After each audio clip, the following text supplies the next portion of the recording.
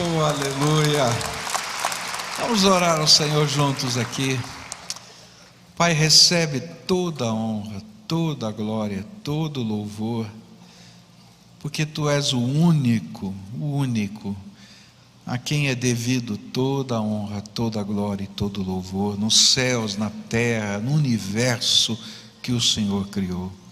E toda a criação adora ao Senhor. E nós, como parte dessa criação, queremos Te adorar e Te bendizer. E nesse dia, Pai, quando esta igreja completa 102 anos, nós, como Teu povo nesta localidade, que herdamos a esperança dos antigos, mas que aguardamos com novidade e com uma experimentação poderosa da Tua graça a cada dia, nós queremos celebrar a Tua bondade e Te pedir: Senhor, fala conosco outra vez. Usa esse tempo para o louvor da Tua glória e ministra sobre os nossos corações. É aquilo que clamamos e oramos em nome de Jesus. Amém, Senhor. Você pode sentar-se, querido. O tema da nossa mensagem de hoje é um tema, para mim, muito gostoso de proclamar. É a PIB 102 anos, guardiã da esperança. E esse é o tema desse culto todo, das canções. E ao longo dessa semana a gente tem olhado, através da música, através daquilo que foi colocado aqui, as canções do Novo Testamento. E eu disse já nos cultos anteriores que existem várias canções no Novo Testamento que às vezes a gente lê e nem percebe que era uma canção. Logo no começo dos evangelhos a gente tem as primeiras canções, que são as canções da natividade.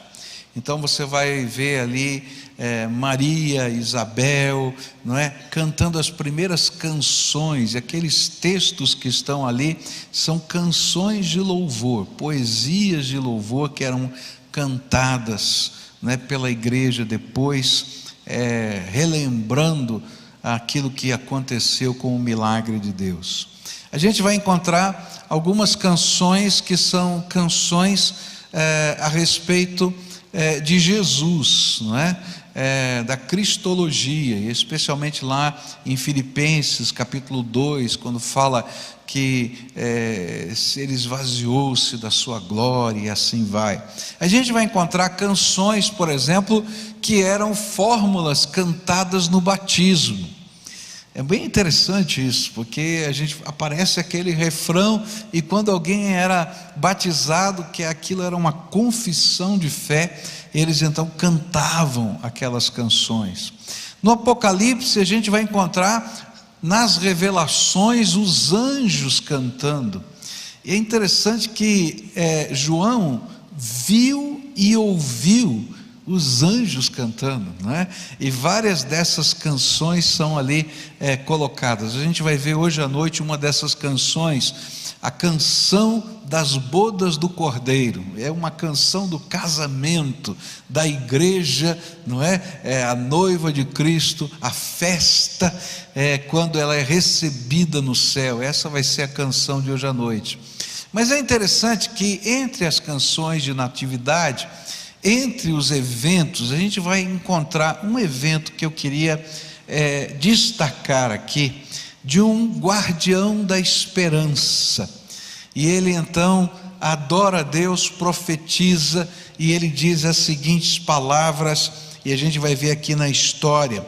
Lucas capítulo 2, a partir do verso 25, a palavra do Senhor vai nos dizer assim, Lucas capítulo 2, a partir do verso 25. Havia em Jerusalém um homem chamado Simeão, que era justo e piedoso, e que esperava a consolação de Israel, e o Espírito Santo estava sobre ele, e fora-lhe revelado pelo Espírito Santo que não morreria antes de ver o Cristo do Senhor. E movido pelo Espírito, ele foi ao templo. E quando os pais trouxeram o menino Jesus para lhe fazerem o que requeria o costume da lei, Simeão o tomou nos braços e louvou a Deus, dizendo: ó soberano, como prometeste, agora podes despedir em paz o teu servo, pois os meus olhos já viram a tua salvação, que preparaste à vista de todos os povos, luz para a revelação aos gentios e para a glória de Israel teu povo.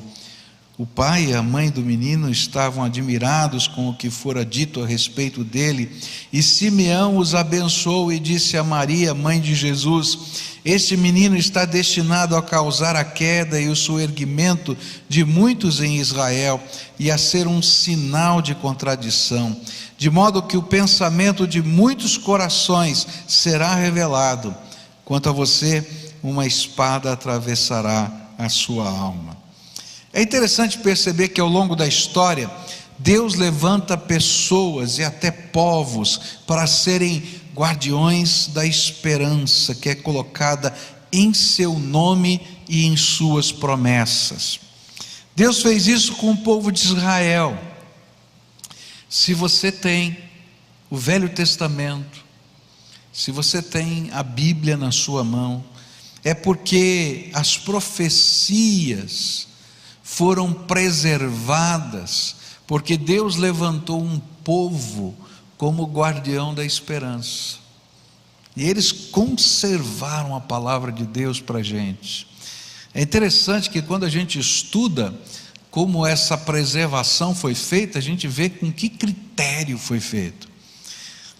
O texto mais antigo do Velho Testamento, até pouco tempo atrás, era do ano 900 depois de Cristo. Depois, nas cavernas de Qumran, eles descobriram um texto de 100 anos antes de Cristo, que estavam lá guardados em jarros de barro. E por que isso? Porque a maneira de preservação do texto bíblico era incrível. Eles, como guardiões da esperança, eles tinham um compromisso em guardar as profecias. Então era copiado à mão. Você sabe que não tinha imprensa, era tudo copiado à mão, e havia um cuidado para saber se não havia erro, tá? Então o que eles faziam? Em cada linha, cada letra tinha o valor de um número, e aí colocava-se em cada linha a soma dessas letras, e em cada coluna, cada letra tinha o valor de um número, e colocava-se a soma embaixo. E então, com essas somas, eles batiam os olhos: está errado, joga fora e começa tudo de novo. E quando uma sinagoga, ele queria, o seu rolo já estava estragado, a única maneira de receber um novo rolo era trazer o velho, que ia ser queimado, para que nenhum fragmento se perdesse e alguém distorcesse a palavra de Deus, e aí um novo era entregue. E esse era o sistema dos maçoretas, que eram as maçoras, essas colunas, essas somas, só para preservar a palavra de Deus e guardar para nós a esperança do cumprimento das profecias. O Senhor fez com que a sua igreja se tornasse, nos tempos de hoje, a guardiã da esperança. Deus colocou uma santa esperança, a esperança de que todas as promessas de Deus vão se cumprir, que toda a palavra de Deus vai se cumprir, e que um dia o Senhor Jesus vai voltar. E quando Ele voltar, Ele vai receber os seus, ressuscitar os mortos e julgar toda a terra. E Ele fez da igreja guardiã da esperança. Cada vez que a gente celebra a ceia do Senhor, a gente tem que ler, tem que relembrar que Ele vai dizer assim: olha, não vou participar mais do pão e do vinho até quando eu ressuscitar e comer de novo com vocês na boda do Cordeiro. E ele vai dizer: olha, cada vez que vocês comerem do pão e do vinho, vocês anunciam a minha morte e ressurreição até que eu venha. Até nos símbolos mais preciosos da igreja, ele disse: olha, vocês são guardiões da esperança. E essa obra que vai se completar, essa esperança que ele colocou para nós para que nós fôssemos guardiões, ela é a âncora da nossa alma. Olha que coisa linda, Hebreus capítulo 6, versículos 19 e 20. Temos esta esperança como âncora da alma, firme e segura, a qual adentra o santuário interior por trás do véu, onde Jesus, que nos precedeu, entrou em nosso lugar, tornando-se sumo sacerdote para sempre, segundo a ordem de Melquisedeque. Por isso, eu queria tomar esse texto de Simeão, a experiência de um guardião da esperança, de forma alegórica. Queria olhar para a vida de Simeão e dizer assim: qual é o papel de um guardião da esperança? Porque ele era um guardião da esperança. Ele estava na porta do templo esperando o cumprimento da profecia. Deus havia lhe dito que antes que ele morresse, ele veria com os seus próprios olhos o Cristo. E eu fico pensando esse homem esperando. E eu não sei quantos anos demorou para que essa promessa se cumprisse na vida dele. E então, o que a gente pode aprender sobre ser guardião da esperança? A primeira coisa que eu vou aprender está aqui no verso 25. Havia em Jerusalém um homem chamado Simeão, que era justo e piedoso, e que esperava a consolação de Israel, e o Espírito Santo estava sobre ele. Primeira coisa que eu vou aprender é que o guardião da esperança é aquele que tem um caráter que revela o poder e a graça dessa esperança. Sabe qual é a autoridade de um guardião da esperança? É o seu caráter. Porque para muitos, esperar as promessas de Deus é loucura. Tem muita gente que vai dizer assim: você é louco em crer essas coisas, você crê em céu e inferno ainda? Você é doido. Você crê que Deus ouve orações? Você é maluco. Você crê que a Bíblia é a palavra de Deus? Você não sabe que papel aceita tudo? Para com isso. Você crê que Jesus nasceu virginalmente de Maria? É maluco. Não é verdade isso? Tem um bando de doido aqui hoje. Louvado seja Deus. Que eu e você somos loucos por Jesus. Não é verdade? Mas o que é que faz essa nossa esperança ter autoridade nessa terra? É o nosso caráter. É o nosso caráter. A nossa autoridade procede da capacidade que este guardião tem de inspirar pessoas. É interessante que quando a gente estuda um pouquinho sobre crescimento de igreja, quando a gente estuda um pouquinho sobre a comunicação do Evangelho, a gente vai descobrir uma coisa: que antes de uma pessoa se converter a Jesus, ela se converte ao mensageiro de Cristo.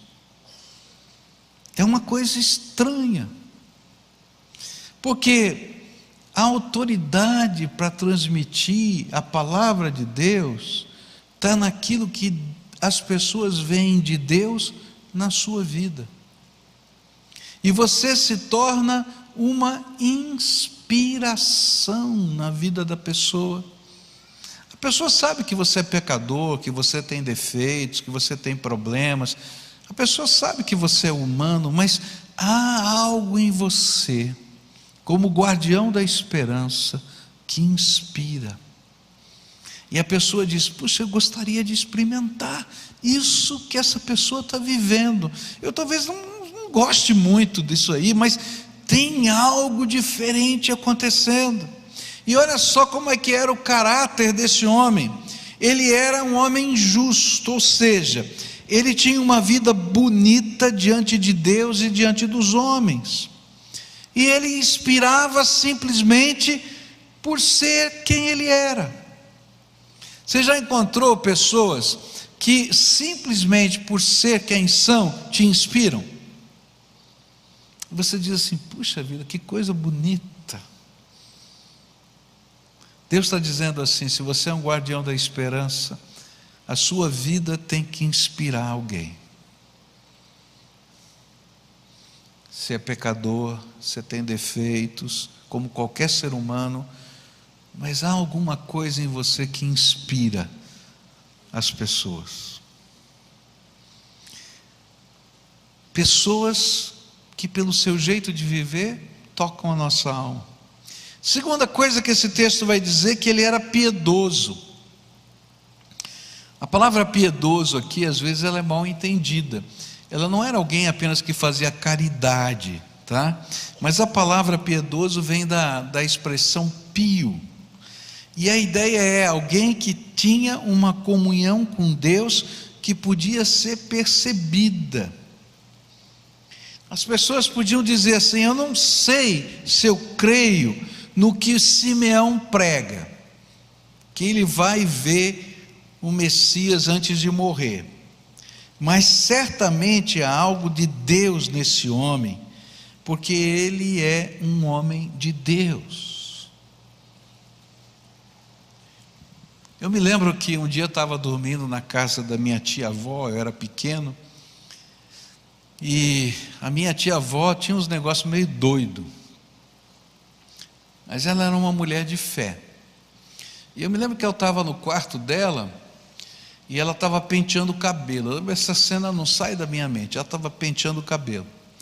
Ali naquele tempo, né, tinha penteadeira. Quem conhece as penteadeiras aqui? Ah, é um bando de velhinho aqui. Tá, aquele negocinho, tinha um banquinho, né, um espelho, sentava para pentear o cabelo e tal. E a minha tia-avó estava penteando o cabelo ali, e eu não me lembro o que eu estava fazendo, sei que eu me lembro dela penteando o cabelo. E ela começou a dizer assim: eu tenho um trato com Deus, eu não vou morrer antes dele me avisar. E eu dizia: mas tia, esse negócio não dá certo. Não, eu tenho um trato com Deus, ele vai me avisar, porque eu tenho algumas coisas que eu quero fazer antes de morrer. Passaram-se muitos anos, eu já era adulto, pastor dela inclusive, e ela teve uma parada cardíaca. Ela ficou quase 45 minutos com uma parada cardíaca num hospital, e ali eles tentando ressuscitá-la. O médico dela, o cardiologista, já tinha desistido, mas o filho dela, que era médico, quando ele interrompeu a massagem cardíaca, ele falou: não, minha mãe vai voltar, e continuou, ficou 45 minutos fazendo massagem cardíaca nela. Depois de 45 minutos ela acordou de novo, e ela começou a dizer assim: eu tive uma experiência com Deus incrível, eu vi o céu, ele me mostrou isso, aquilo outro. E aí então ela reuniu os filhos todos e disse assim: lembra que eu falei que antes de eu morrer Deus ia me avisar? Então ele já me avisou que eu estou de partida, então agora eu estou na hora de preparar o que eu falei que eu ia fazer. Aí reuniu todos os filhos, que era bem doido assim, reuniu todos os filhos e falou assim: olha, eu quero que vocês me paguem uma festa, eu vou escolher o lugar e vou convidar as pessoas. Ela tinha uma caderneta com um monte de nomes, acho que 200 e tantos nomes, de pessoas por quem ela orava pela salvação. E eu quero esse buffet, eu quero essa comida, e eu vou convidar essas pessoas, vocês vão pagar a conta. Aí os filhos, do jeitão que ela era, disseram: tá bom, então nós pagamos a conta, porque eu quero dar o meu testemunho. Ela reuniu toda aquela gente, e pregou, e contou toda a experiência dela naqueles 45 minutos e disse: de hoje em diante eu não tenho mais responsabilidade pela sua vida. Eu orei por vocês tanto tempo, agora é a minha última oportunidade de pregar essa palavra para vocês. E naquela festa, muitas daquelas 200 e tantas pessoas se converteram. Esse é um guardião da esperança. Está entendendo? Pessoas que inspiram. Alguém ia dizer assim: essa mulher é doida. É mesmo, minha tia era doida, mas era doida por Jesus. E sabe, essa gente piedosa que tem uma comunhão com Deus, fazem com que a esperança que eles guardam no seu coração tenha relevância para a gente. A Bíblia diz que esse homem justo, piedoso, tinha uma firme esperança. Ele sabia que o Messias estava chegando, e por isso ele estava motivado e focado na sua missão. Quem tem uma firme esperança contamina, difunde, motiva, empolga outros com a sua fé viva. Querido, você quer empolgar pessoas com a sua fé? Viva uma santa e viva esperança. A esperança num Deus que fala, a esperança num Deus todo-poderoso, a esperança num Deus que cuida, a esperança num Deus de promessas, a esperança num Deus que lhe prometeu o céu, a esperança num Deus que um dia vai julgar todas as pessoas.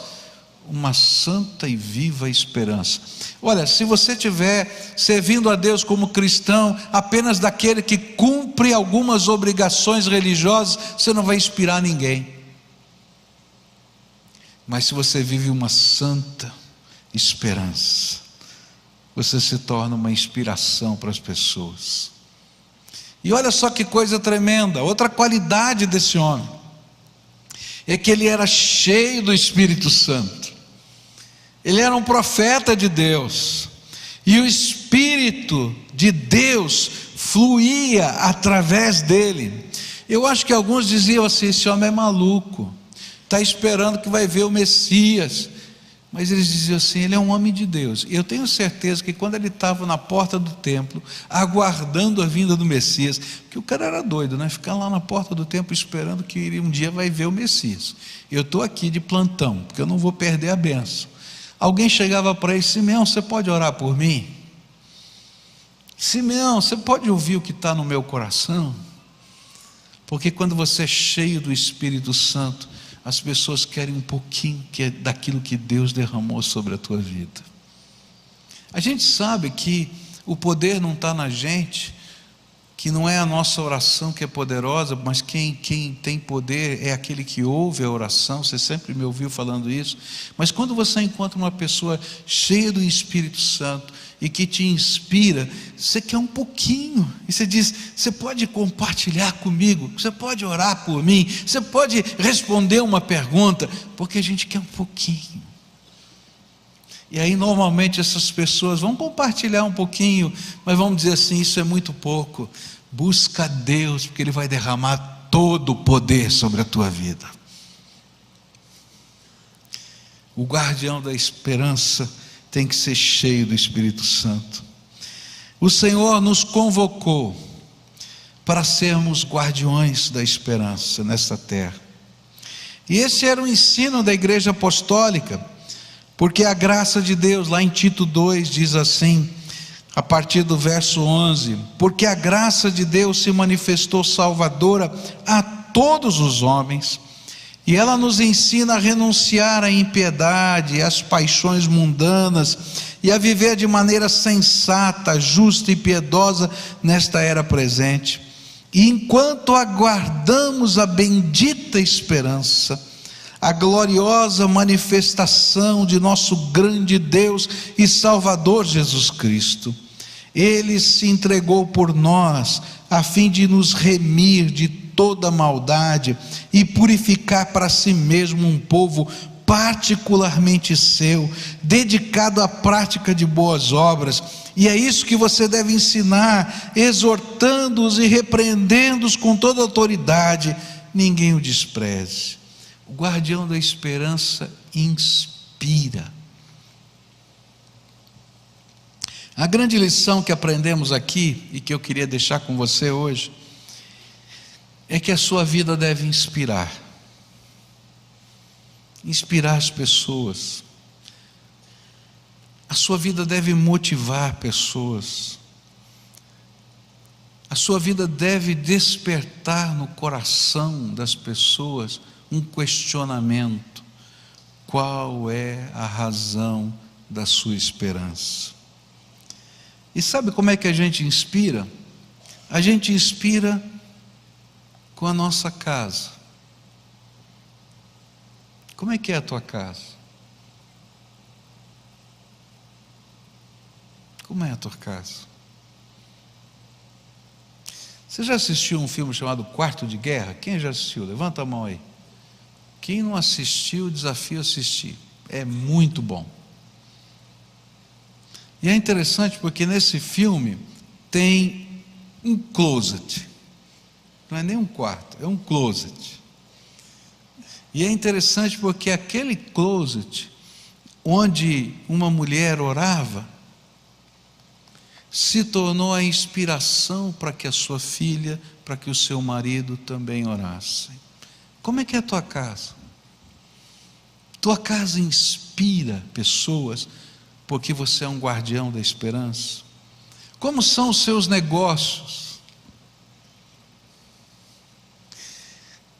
Minha esposa estava fazendo uma reforma lá em casa, tempos atrás, e ela é muito assim, persistente, né, determinada, e então ela chegava antes dos pedreiros, 7 horas da manhã ela já estava lá.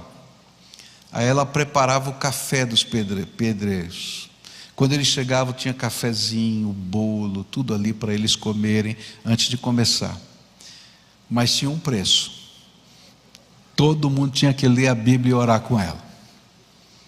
E ela começava orando por eles, todos os dias. Como é que são os seus negócios? O guardião da esperança inspira. Como é que é a sua família? Como é que são os seus relacionamentos? Como é que é a sua comunhão com Deus? Como é o seu tempo de oração? Como é a sua bondade? A sua fé, a sua esperança, o seu amor? Porque todas essas coisas vão confirmar diante dos homens a presença de Deus e o poder do Espírito Santo. Assim, não apenas guardamos a esperança para nós mesmos, mas infundimos essa esperança. Por isso, ao longo dessa semana, nós temos sido ministrados a entender que Deus abriu a porta da oportunidade para essa igreja, para nós, para você, que Ele nos convidou a operar a nossa salvação, a colocar a nossa salvação em prática, mas Ele também está nos desafiando a fazê-lo de modo poderoso e inspirador, porque nós somos guardiões da esperança. Há 5 coisas que esse ano eu queria desafiar você a viver junto com todos nós que somos parte dessa igreja. São as 5 ênfases desse ano eclesiástico. A primeira delas é a oração. Eu disse aqui no dia 13 que as portas dos céus estão abertas. Eu creio que nós estamos vivendo um tempo único, que Deus vai fazer coisas que eu não consigo nem imaginar, porque Ele abriu as portas. Há momentos na história que Deus faz algo diferente, Ele abre as portas. Meu sentimento é que a gente está entrando num desses momentos. as portas dos céus estão abertas. Por isso é tempo da gente inspirar as pessoas com a nossa oração. O maior movimento de oração que você já viveu tem que nascer no seu coração. Segunda maneira que Deus tem desafiado é que, se a esperança está viva na tua alma, e se você é um guardião da esperança, você não pode simplesmente esconder a esperança. Você tem que compartilhar a esperança. Você lembra dos maçoretas que escreviam a Bíblia do Velho Testamento? Eles não escreviam para guardar, eles criaram todas aquelas colunas para distribuir a palavra de Deus com segurança. Que se fosse para guardar, ele conhecia a origem e não precisava fazer tudo isso. Então, queridos, esse precisa ser um momento em que você vai compartilhar a graça de Deus de várias maneiras. Não é para a gente ser um erudito da palavra, mas é ser gente como Simeão, que inspira, e que as pessoas até perguntam a razão da esperança. E o apóstolo Pedro diz que a gente tem que estar preparado para responder a qualquer um que nos perguntar qual é a razão da nossa esperança. E, queridos, a razão da nossa esperança às vezes não é um grande argumento teológico. A razão da nossa esperança é aquilo que a gente vive na presença de Deus, e esse passa a ser o nosso testemunho. E a gente não pode se envergonhar do Evangelho, porque ele é o poder de Deus para todo aquele que nele crê. Assim, a gente compartilha, discipula, cuida, orienta, e esse vai ser o maior movimento de discipulado, gente cuidando de gente. A obra de Deus não é feita do púlpito, queridos. Se fosse assim, vai morrer. A obra de Deus é feita através de gente simples, cheias do Espírito Santo, que onde quer que estejam, inspirem, onde quer que estejam, compartilham, onde quer que estejam, cuidam de pessoas. Por isso, eu sonho com a multiplicação das células. Nós temos um sonho de chegar a 1000 células, nós temos perto de 500. Está fácil, é só esse ano cada célula multiplicar. E, queridos, se a gente multiplicar as células, serão mais ou menos 15.000 pessoas toda semana se reunindo para inspirar e ser inspirado. Esse é o nosso sonho. Por fim, o quinto desafio que a gente tem é a gente treinar pessoas, porque Deus nos dá poder e graça, mas a gente pode receber as ferramentas. Eu falei isso ontem. Ontem eu disse assim, que o dom, o talento, o diferencial é graça de Deus na nossa vida, não é? E eu vou dizer até para você, se você não tiver ferramenta nenhuma, mas se você tiver um dom, você vai usar alguma coisa e vai exercitar o seu dom. Agora, se você tem esse dom e eu te der algumas ferramentas e você aprender a usá-la, esse dom vai poder ser usado mais vezes, porque você vai conseguir ter produtividade, vai render o seu trabalho. O dom, o poder, a graça vem de Deus para a sua vida. Mas quando a gente treina líderes, a gente está dando ferramentas. Olha, você pode usar essa ferramenta para fazer isso, você pode usar aquela para fazer aquilo, e Deus vai continuar usando o seu dom, o seu poder, mas você vai usar as ferramentas. Então eu queria hoje desafiar você, que faz parte dessa igreja, a ser um guardião da esperança, a inspirar pessoas, e é se envolver no projeto de Deus para hoje, na história e na vida dessa igreja. A ser um Simeão. Eu acho tremendo isso, porque Simeão estava na porta do templo. Ele não sabia o dia nem a hora que Jesus iria entrar. Mas quando entrou aquela criança, e eu fico pensando nessa coisa maluca de Deus, né? Porque, olha só, se você está esperando o Messias, eu, por exemplo, estou imaginando que eu vou ver o Messias, tá? Eu estou esperando em ver um homem, né? Adulto, chegando, quem sabe com um tipão de rei, né? De repente entra uma criança, trazida no colo por gente humilde, mas ele era cheio do Espírito Santo, e quando aquela criança entrou, o Senhor disse: está lá o Messias.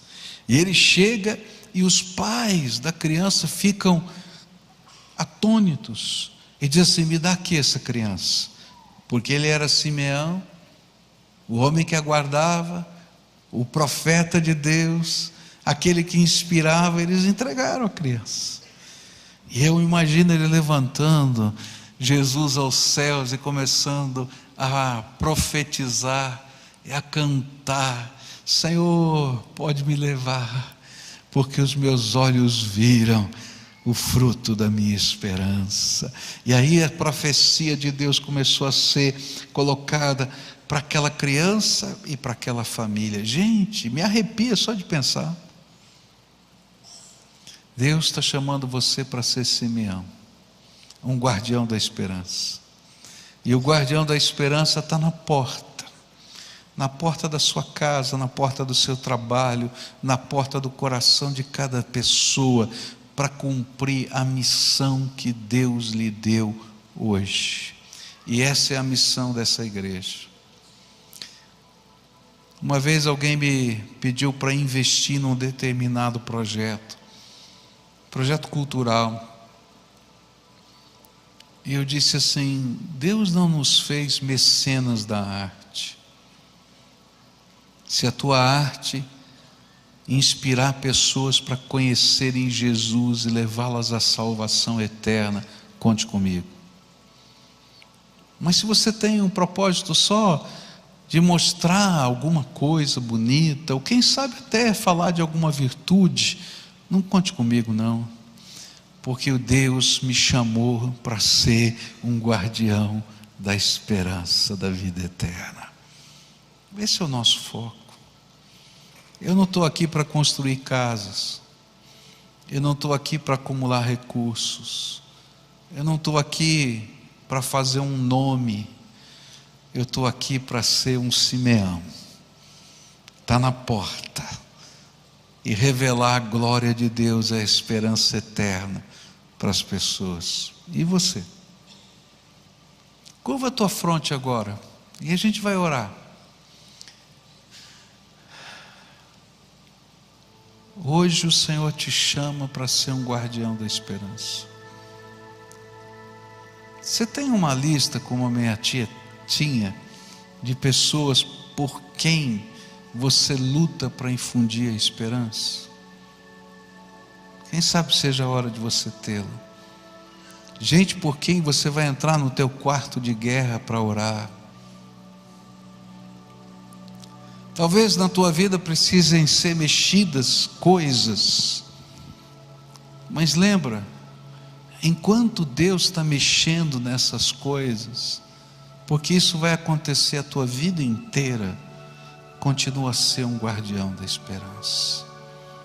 Querido Senhor, derrama graça sobre o teu povo e nos inspire com a tua graça, de tal maneira que a gente possa inspirar outras pessoas no poder do nome de Jesus.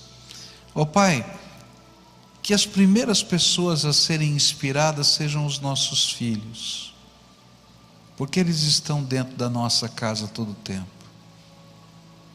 Que as primeiras pessoas a serem inspiradas pela nossa fé sejam os nossos pais, porque eles nos conhecem mais do que ninguém. Que as primeiras pessoas a serem inspiradas seja o esposo ou a esposa com quem nós dividimos a vida.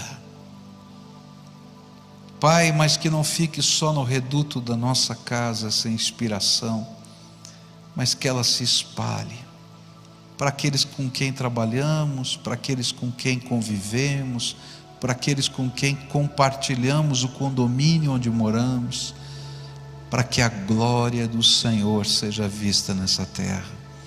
E Pai, eu quero te pedir uma coisa: quando as pessoas perguntarem a razão da nossa esperança, ou quando vierem pedir para a gente orar, confirma a esperança que anunciamos, com sinais, prodígios e milagres vindo do teu trono, para que a glória seja dada ao Senhor, para que a palavra frutifique no coração, e para que o testemunho da profecia se revele entre nós. Ó Pai, é em nome de Jesus que oramos. Amém e amém.